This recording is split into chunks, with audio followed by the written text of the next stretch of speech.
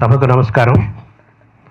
నీలాంబుజారామ కేళీ మరవాళమై సామేన శంకర స్వామి వెలయ పవలు రాతిరిసేయు భద్ర తాటంకముల్ దరహాసరుచి ధగధగ వెలుంగ త్రయ్యంతవేణి పద్మజురాణి హరిరాణి చిలికారమున కెలంకుల మెల్లంగ కెంగేలి రాచిల్క క్రీడార్థ మెసరేగి ప్రణవాక్షరార్థముపన్యసింప కమ్ర ముక్తాఫలా అమల గగనవాహిని పయక్కణ పంక్తి వందేయటంచు విఘ్నపతి పూజనమునర్ప విశ్వభరణ దీక్ష నెలకొన్న దేవికిదే నమస్సు. ఐంద్రీం జాగ్రదుదగ్రమూల పదవీం ఐరమ్మదావాహనాం అంతస్తాంత్రిక వామదక్షిణ పద హ్రీంకార మధ్యాత్మికాం జ్యోతిర్మండల చాక్రిక వ్యతికరాం ఓంకార ఘంటార్భటీం వందే పశ్యముఖీం మహాకవి సఖీం మంత్రాది దేవీశ్వరీం.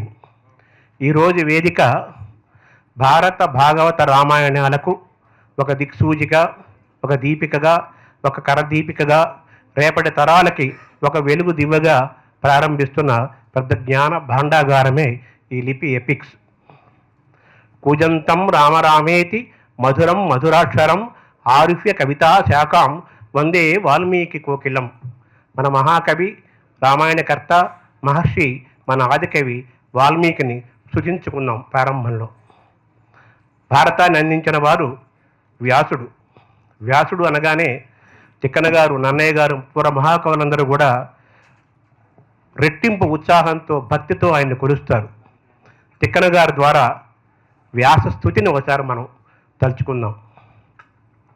ప్రాంసు పయోద నీల తనుభాసితు ఉజ్వల దండధారు పింగాంసు జటాఛటాభరణు ఆగమ పుంజ పదార్థతత్వ నిస్సంశయకారు కృష్ణ మృగచర్మ కృతాంబర కృత్యు భారతీవంశ వివర్ధను తిరస వందితు సాత్యవతేయు గొల్చదన్. వాల్మీకిని, వ్యాసుణ్ణి మనం తలుచుకున్నాం. ఏయది హృద్యంబు అపూర్వం వేయది ఎద్దాని వినున ఎరుక సమగ్రంబయ్య నుండు అగనిబర్హణమేయది ఆ కథయు వినగ ఇష్టము మాకున్. ఏదైతే ముందు ఈ లిపి ఎపిక్స్ ముందు భారతంతో ప్రారంభించారు, ఈరోజు రామాయణానికి విస్తరించారు. భవిష్యత్తులో భాగవతం కూడా వస్తుందని మనం ఆకాంక్షిద్దాము. తప్పనిసరిగా వస్తుంది. కాబట్టి మన ప్రారంభంలో రామాయణ భారత కర్తలని, ఆ మహర్షులని, ఆ మహాకవులని, ఆ మహాకవుల గొప్ప వాక్యాలని తలుచుకుంటూ మన శుభారంభం పలుకుతున్నాం.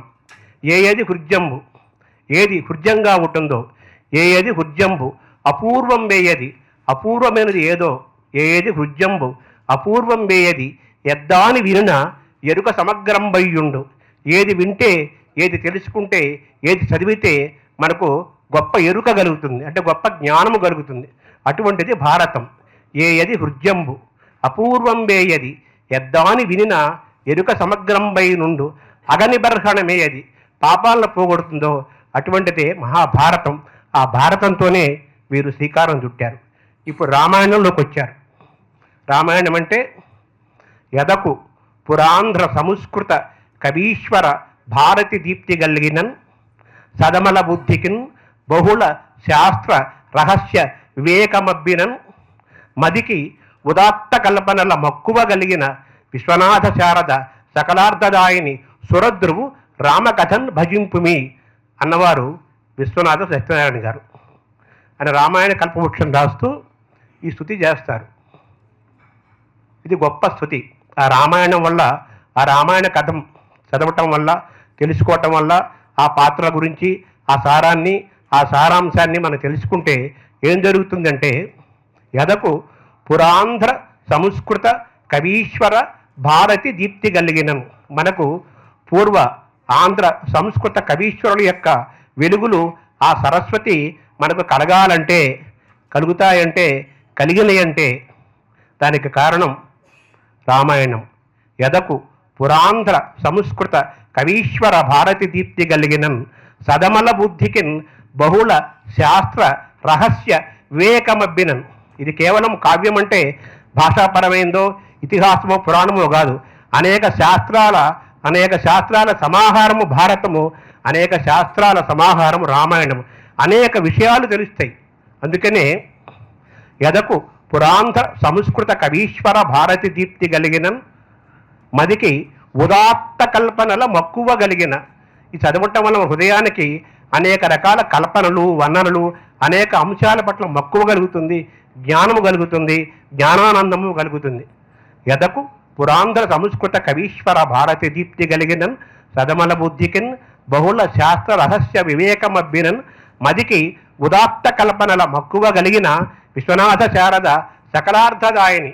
ఆ విశ్వనాథ సృష్టించిన రామాయణ కల్పవృక్షమైన సరస్వతి అన్నిటినీ ఇస్తుంది. సకలార్థదాయిని అంటే చతుర్వేద పురుషార్థాలను ఇస్తుంది, అనేక జ్ఞానాలను ఇస్తుంది. సకలార్థదాయిని సురద్రువు కామధేనువు లాంటిది. రామకథన్ భజింపుమి, అటువంటి రామాయణాన్ని మనం భజిద్దామని విశ్వనాథ్ అన్నారు. సంస్కృత రామాయణం చదివితే, తెలుగు రామాయణం చదివితే ఇవన్నీ తెలుస్తాయి. వీటిని చదివేంత జ్ఞానము కానీ పరిస్థితి కానీ మన తరాలకు లేదు. మనం అనేక రంగాల్లో ఉన్నాం. సంస్కృతం చదువుకున్న భాషా పండితులు వారికి మాత్రమే అర్థమయ్యే స్థాయి నుంచి మనలాంటి వారికి, యువతకి అందరికీ చేరుకోవటం కోసం సాగర్ గారు కోట్లాది రూపాయలు ఖర్చు పెట్టి గతంలో వచ్చే కోట్లాది రూపాయల ఆదాయాన్ని వదులుకొని భాషా సాహిత్యము, భారతీయత, చరిత్ర, పురాణ ఇతిహాసాలు ఇవన్నీ నేటి తరాలకి, రేపటి తరాలకి అందించాలని, అవి అందించాలంటే భారత రామాయణంతో ప్రారంభించాలని ఒక ఉదాత్తమైన యజ్ఞాన్ని ఆయన చేపట్టారు. మనం అందరము వారికి రుణపడి ఉన్నాము. వాళ్ళ కృతజ్ఞతలు తెలియజేద్దాం సాగర్ గారికి.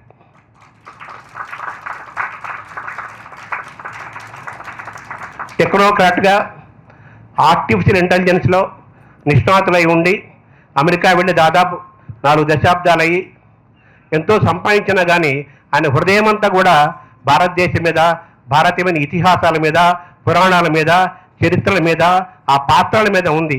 వాటన్నిటి రూపకల్పనే ఈ లిపి ఎపిక్స్. ఈ లిపి ఎపిక్స్లో ఇందాక మనం ప్రారంభంలో చూసాం, ఆనందం కలిగాం, జ్ఞానము వచ్చింది, జ్ఞానానందము కలిగింది.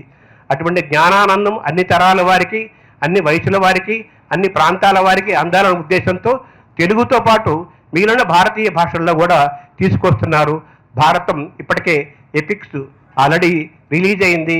కొన్ని లక్షల మంది దాన్ని ఆస్వాదిస్తున్నారు, జ్ఞానాన్ని, ఆనందాన్ని పొందుతున్నారు. ఈరోజు రామాయణం మనకు అందుబాటులోకి వచ్చింది. ఇందరు మహనీయుల మధ్య దీన్ని మనం ఆవిష్కరించుకుందాము, మనం తెలుసుకుందాము, మన పిల్లలకి చెప్దాము, మన పెద్దలకి తెలియజేద్దాము, అందరికీ పంచుదాము. ఈ మహనీయుల మధ్య ఈరోజు ఈ యాప్ ఆవిష్కరణ జరగటం ఒక శుభ సందర్భము, ఒక శుభ సంభ్రమంగా భావిస్తూ శుభాకాంక్షలు తెలుపుతున్నాను. నమస్కారం.